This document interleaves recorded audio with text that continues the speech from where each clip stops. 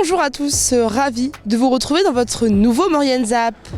Allez, sans plus attendre, le sommaire de cette nouvelle émission.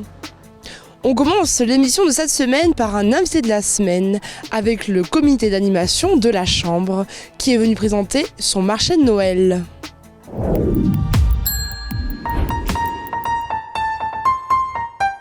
Bonjour à tous et bienvenue dans la rubrique L'invité de la semaine. Et cette semaine, nous recevons Brigitte Bidouin et Annie Truchet, membres du comité d'animation de la Chambre.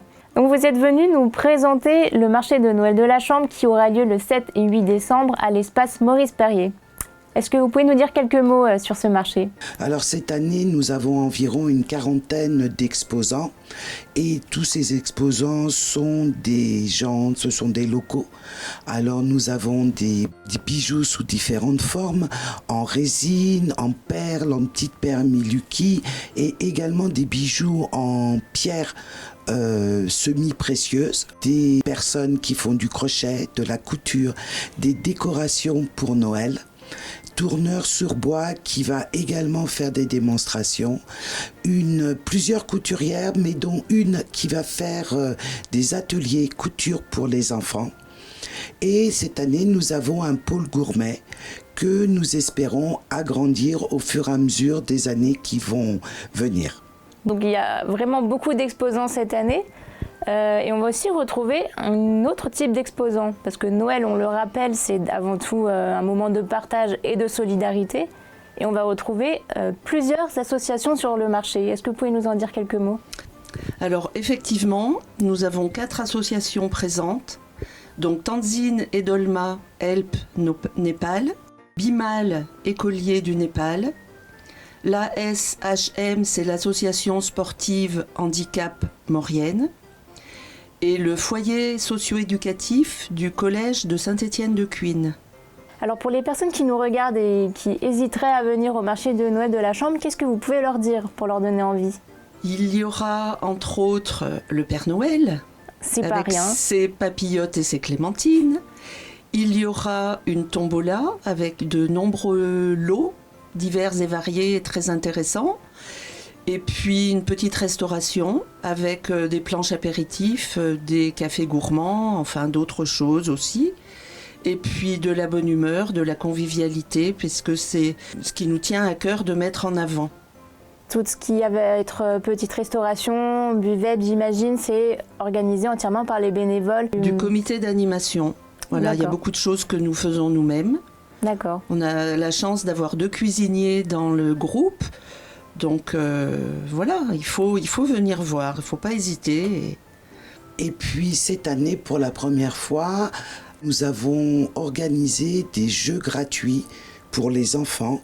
Alors nous avons mis en place un chamboultou, donc il y aura un chamboultou pour les plus grands et puis un pour les plus petits, donc c'est avec des boîtes qui sont de diamètres différents. Et nous avons mis aussi la pêche à la ligne, et pareil la pêche à la ligne, donc ça sera plus ou moins éloigné selon la grandeur de l'enfant.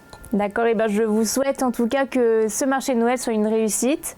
Quant à nous, on se retrouve très prochainement dans la rubrique L'invité de la semaine pour une nouvelle émission. À bientôt. C'est dans la station de La Norma que Ludovic Pommeret, trailer international, a organisé un trail de fin de saison.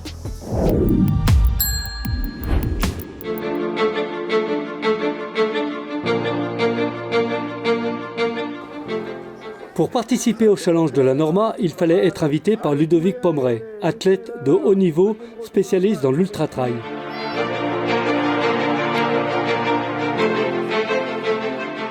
Un événement sportif et festif qui a réuni sur le front de neige de la station une centaine de trailers de tout âge, avec 2 parcours proposés aux athlètes, un de 6 km, un de 14 km. On écoute au micro de Maurienne TV l'organisateur de cet événement de fin de saison. Donc l'idée c'était d'inviter un peu tous les amis, les partenaires et aussi d'ouvrir ça à des personnes qui me suivent en fait sur les réseaux. Donc voilà, c'est regrouper un petit peu tout le monde sur un événement festif à la Norma. Donc parce que voilà, je suis ici pratiquement toute l'année. Donc Avant l'ultime départ, un échauffement musculaire s'impose, mené par un animateur digne des Club Med. superbe journée, une superbe soirée. Certains se connaissent, d'autres pas. Ça va être le meilleur moyen. Allez, voilà, c'est comme ça. C'est dur, hein. Passons aux choses sérieuses. Le départ est imminent.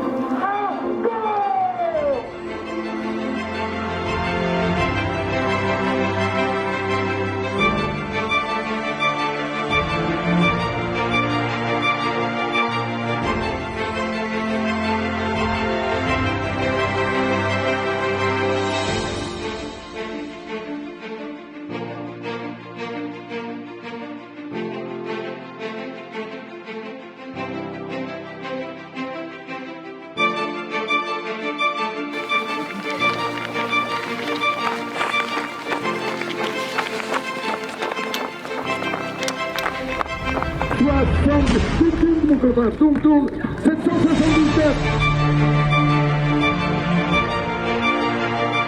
Des invités de marque qui ont fait le déplacement.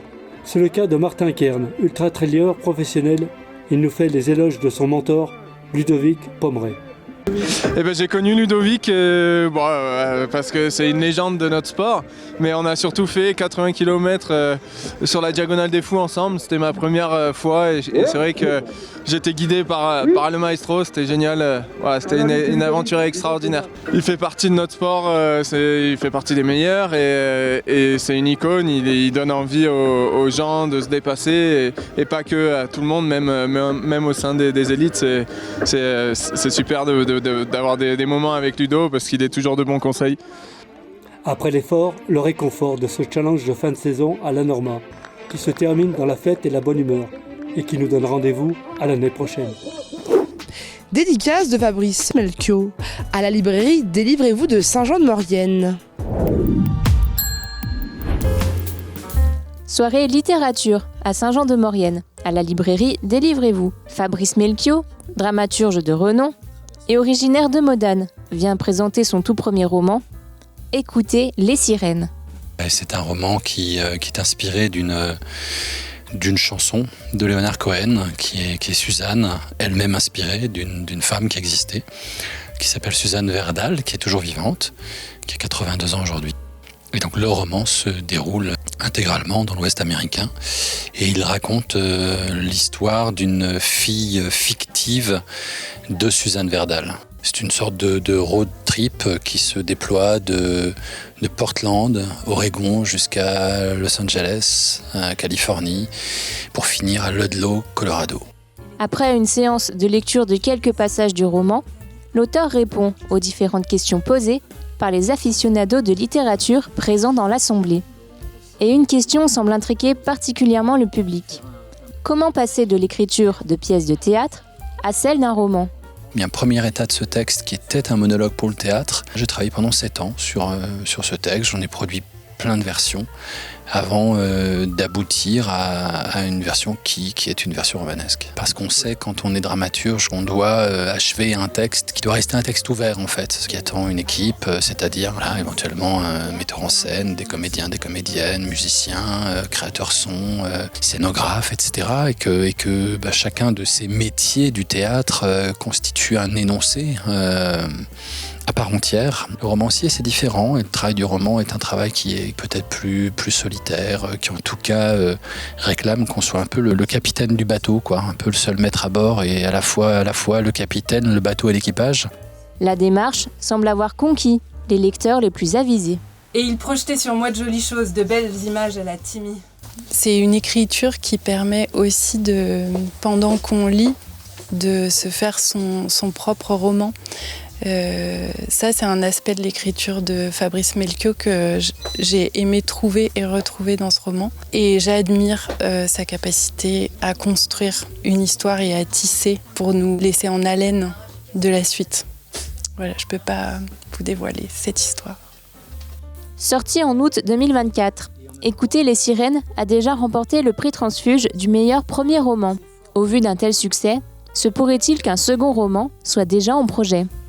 Peut-être, j'ai envie de dire sans doute, mais je suis encore vraiment dans la réflexion et surtout très engagé dans des projets d'écriture pour le théâtre. C'est ça qui m'anime beaucoup en ce moment, mais il y a le désir de revenir au roman dans dans les mois, les années qui viennent, voilà, sans me fixer aucune contrainte de temps.